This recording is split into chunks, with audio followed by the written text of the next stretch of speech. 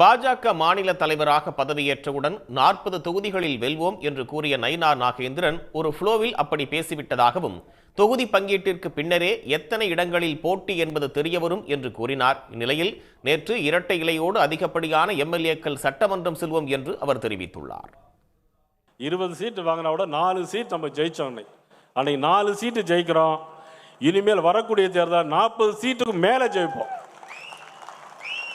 இனி வரக்கூடிய தேர்தலில் 40 சீட்டுக்கு மேலே நிச்சயமா நமக்கு ஜெயிக்கிறதுக்கான வாய்ப்புகள் இருக்கிறது.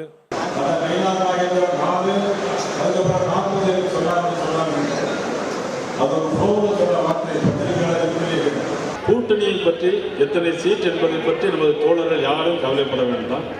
அது குறித்து ஃபேஸ்புக்கிலையும் ட்விட்டர்லையும் எதிலையும் போட வேண்டாம்.